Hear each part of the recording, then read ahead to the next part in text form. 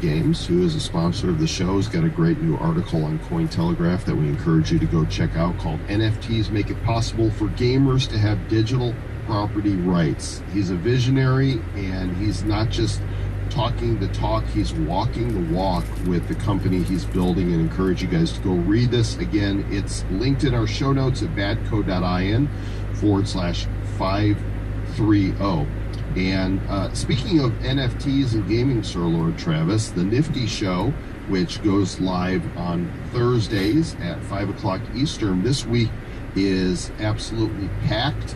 We've got folks from Liquid Avatar, the Art Vending Machine, the Green Rabbit, which looks to be our planet's first real competitor in the NFT staking game on Wax, and an anonymous founder from the Sewer Rat Social Club is going to be joining us, and we hope that you guys can make it for the show live. If not, just go subscribe on YouTube or iTunes or anywhere that you listen to podcasts to the Nifty Show and get earfuls of the future, all the things that are coming your way, because NFTs are one of the major gateways to onboarding people into crypto.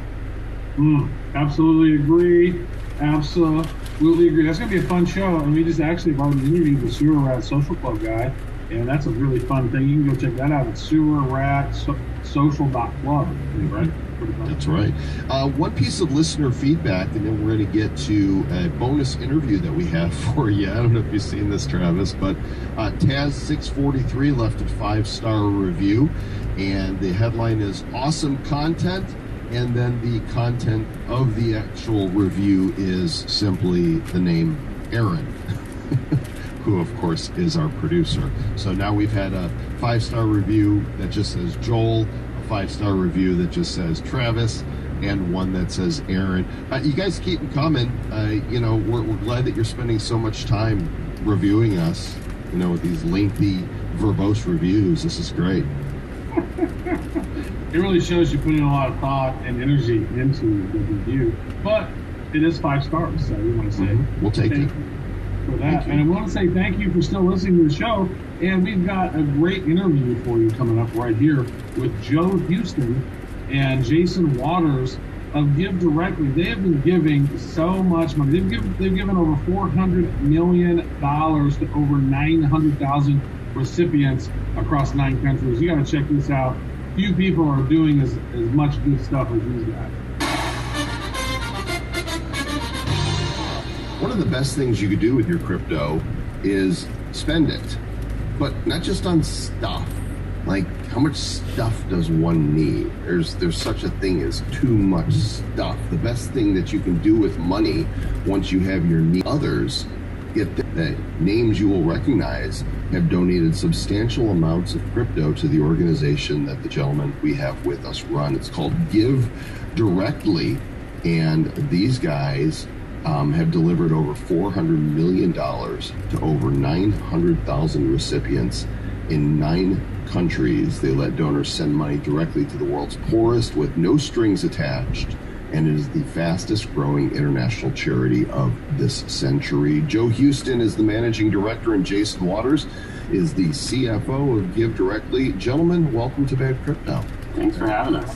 Absolutely. Glad you guys are here. So, Joe, why don't you go ahead and give us... Wherever we work, we're doing one thing. We're giving money, no strings attached. We first got started in Kenya, which both has one of the most advanced digital payment systems in the world. It's with mobile money, which there it looks like if Venmo and PayPal was way more widespread than it is in the U.S., and there were agents willing to exchange, the sort of digital balance for a physical one. And so we got started there, and then quickly expanded across eight countries in Africa, and then have worked in the Caribbean and the U.S. as well. This is something that's definitely needed. I think when you talk about tradition charities, like maybe even the Red Cross and some of these more popular ones, like there's a vast percentage of that goes to the executive team, and there's so much of the spend that goes to things that aren't necessarily the charity that somebody wanted to donate to. How are you guys solving that problem? Because I think that's a really big problem within a lot of charities that deter a lot of people from actually even donating. Yeah, and I think there's a few problems embedded within that. There's one, just the number of intermediaries. Like the financial system, the kind of aid and nonprofit system is heavily intermediated. If you give in the U.S. and you're trying to help somebody, in one of the poorest countries in the world, whatever organization you're giving to, typically they're giving to another organization, partnering with another organization, finding a local organization who then is giving somebody something that they may not even want. And that's the bad case. It doesn't happen all the time, but it happens way too often. And so there's both the level of intermediation, there's the efficiency hits of all of those sorts of everybody's sort of taking their cut along the way. And then there's the sort of problem of who gets all of the sort of spending power. In the sort of typical model, it's donors and nonprofits spending budgets on behalf of the people they're trying to help. And just giving cash is a way to hand over the budget to the people we actually want to help and sort of give them the power to spend on what they need.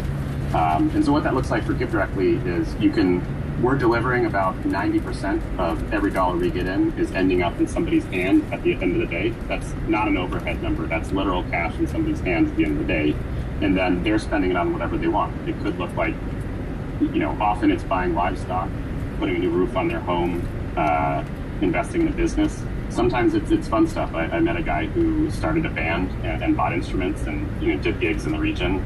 But the kind of unifying thing is we're getting the cash to them very efficiently, typically through digital payments, and then the rest is up to them. Well, and some of you might be wondering, what's this got to do with blockchain or crypto? Well, with so many new crypto millionaires and billionaires being made, maybe not in today's market, but certainly in April, and most likely again, they now receive and support crypto donations. And why don't you go ahead, Joe, and tell us a few of the big names that have donated crypto and how much they've given. Yeah, absolutely. Well, just this year, some of the kind of high-profile crypto gifts, you saw that Jack Dorsey auctioned off the NFT for his kind of inaugural tweet. The proceeds from that were converted to Bitcoin and then donated to Give Directly. When Dogecoin went through the roof, Elon Musk and Vitalik Buterin donated a lot of their kind of Dogecoin returns. And in the past, we've had big donations from in Ethereum, in Bitcoin, in Omisego coins, in Ripple, sort of all over the map. Yeah, I love this. I think that's there's a lot of crypto rich folks out there that are newly rich, and so you're just naming some really big folks, right? Like we know Jack Dorsey's got a lot of money. We know Elon's got a ton of money. We know Vitalik has a ton of money.